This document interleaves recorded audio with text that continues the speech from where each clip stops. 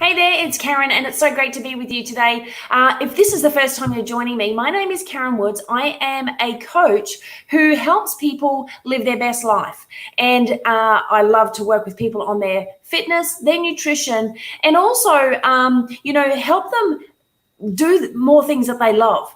And today I want to come and talk to you about a topic that I think is very common. And I think, and I see this a lot with a lot of my clients. So my question is, do you eat your emotions? So I think, and maybe this is more directed towards women. I'm not sure because I can't talk about a man, but because I'm not one.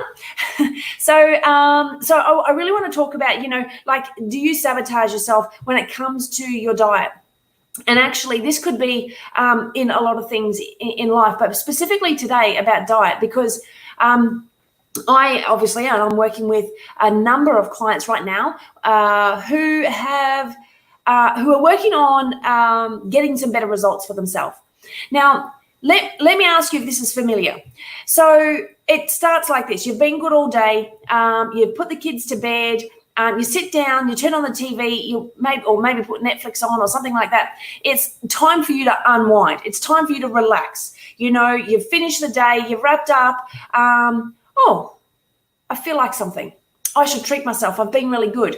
I deserve something naughty, okay? So maybe there's a bar of chocolate in the fridge. So I'll just have one row. And so I'll treat myself. So I'll go have one row and the rest all goes back. But before you know it, you're up and you're eating more and you've turned on your favorite show and guess what's happened? Well, now the whole block has gone. That could be the same for maybe you decided you're going to have a glass of wine because you deserve it. You need to unwind. You need to relax. But now all of a sudden, guess what? The whole bottle's gone. Does it sound familiar? Can you relate to this? I know for me, and full transparency here, I do it. I've done it. I've started with having a row or two rows of chocolate, and then the whole thing is gone. Like, it's crazy, right? And I prefer white chocolate to dark chocolate. So just saying. So so what happens is we find ourselves stuck in a habit of eating our feelings, eating our emotions, eating our stress away because we think that it's actually going to solve something. But most of the time, what happens is, and why it happens mainly at that time of night, is because if we're really busy, if we're running around, maybe we're at work, we are focused on what is in front of us, and that's that's taking our mind away from any feelings that we may have. It's just got to be done. Maybe you finish work and then those feelings start to arise. Maybe things didn't go well at work for the day. Maybe something just didn't resonate. Maybe the boss was having a bad day. Who knows? And look, maybe you've been great all day, all week even, and then someone has a birthday at work and they bring in cake, or they come around with the fundraising chocolates. They come around with fundraising chocolates or the fundraising lollies, and it's like, oh look, it doesn't matter because I've been good all the time, right? So let's just step back for 1 second, okay? And let's just talk about, there's two things I don't like, okay? One, I don't like the word diet because it really is a restrictive word, okay? And I don't particularly love the usage of good or bad because really what's good or bad, and that's going to depend on someone's opinion, to be honest, okay? So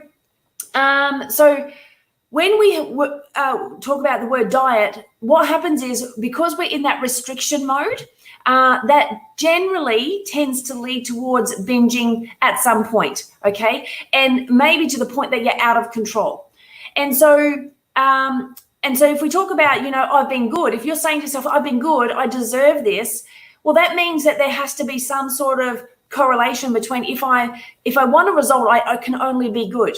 And that is not the case. Alrighty, so if you are bad, then it doesn't mean that you're necessarily going to achieve your results. And it depends what results you're looking for. For the everyday person, if you are 80% on track and 20% off track, you're going to get results. Okay, there are things that are sometimes food.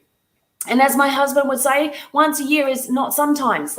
He feels like that's never. But it is sometimes food. And you have to start thinking to yourself, well, okay, let's take a different perspective, okay? So let's have a look at what are the habits and am I actually hungry? The first thing I want to share with you is that most of the time we end up stuffing food down our face, and we don't get that feeling of being bad and that we've sabotaged ourselves until it's all done. Okay, and the problem is that along the way, over time, we've developed a habit, and it's not a good habit. Okay, so we all have habits. Some are better than others. Okay, so if we can start to focus on, am I focusing in on a habit here, or am I actually hungry? And here's the trick: if you're hungry, you're actually hungry. But most of the time, when we go and sabotage ourselves, we're not hungry. We're just feeding our emotions. Okay, and so we really want to learn to have the power to say no to those emotions. Okay, and I think this is not new information, and I do share this with a lot of people. But before you eat something, you really want to ask yourself, am I hungry? One thing that so many people don't realize is actually they're thirsty. But they don't relate it to being thirsty. They just think that they're hungry.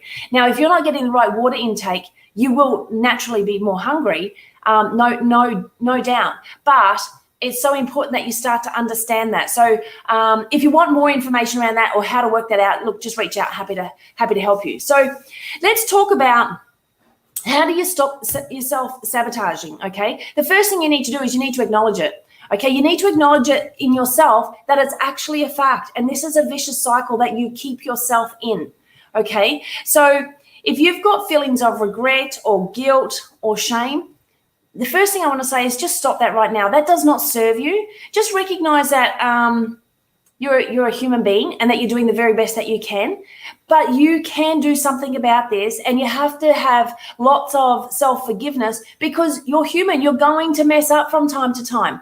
It's why you want a community of people around you to keep picking you back up. It's not, to continually tell you that you're doing the wrong thing. It's to keep helping you get back on track faster and faster, and over time develop those better habits. So let's talk about some tips. The first tip is you want to start talking positively about your food, okay? So food is not just food, it's the fuel for your body. It's the nutrition, it's the good stuff that your body needs. So we want to think of food as good, okay, instead of bad. And we don't want to think of treats as being bad, okay? So the more negatively you focus on your food, the more you're going to have that guilt, that shame, that regret, and that cycle of sabotage continues, okay? And maybe this is already happening for you, so maybe you can already relate. So the second tip is you absolutely want to stop talking negatively to yourself. So what are you putting through your ears every day? Are you listening to the news? Are you listening to the radio? One thing I would definitely recommend is stop that. Start finding ways to think positively and listen to positive messages every day. Because when we stop the negative self-talk, the doors will open up to help you create those new habits.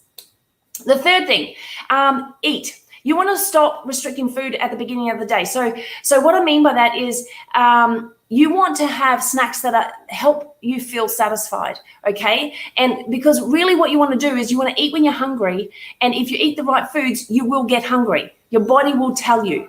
If you need help with that, reach out, happy to help you. So what is it? 1, 2, 3. The fourth one is absolutely create a list. Okay. So create a list of foods that you will stop eat with no stopping. So that might be the chocolates, it might be the cookies, it might be the chips, maybe it's I don't know, maybe it's even sodas. And if you can, then don't bring them into the house. I know if you have kids, it's a little bit harder. But here's the thing. If you're going to have them when you're at a restaurant or at a special occasion or somewhere, but not at home. Do not keep them in your house. If they are in your house, put them behind cupboards so you can't see them and you don't open the cupboard and see it all the time. Limit the time that you're looking at these things. and make a decision around you're definitely not going to go to the shop and buy them.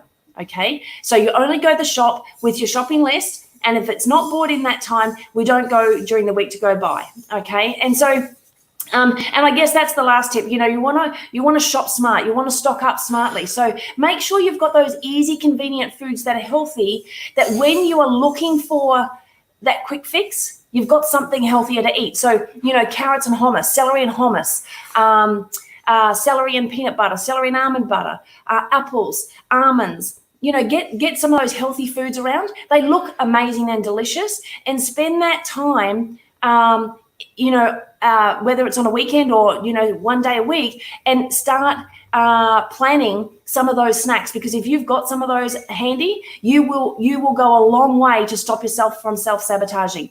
But my biggest tip, oh, I've just got something in the way there. My biggest tip is get around a community of people who will help pick you back up, because we're human. We're all going to go off track. That is normal. But if you are surrounded by people who will help you get back on track, that will help you stop this cycle. So if you would like some more information about anything I shared today, please reach out to me. More than happy. Hey, we actually have a 6-day challenge starting in a couple of weeks. If you would like to get in on that, we're going to show you how to have a simple plan, how you can stay on track with a like-minded community, and we would love to have you join. So just click the link below, send me a message. More than happy to help you. All right, thanks so much for joining. If you found value in this, feel free to share it as well. If not, no big deal. All right, bye for now.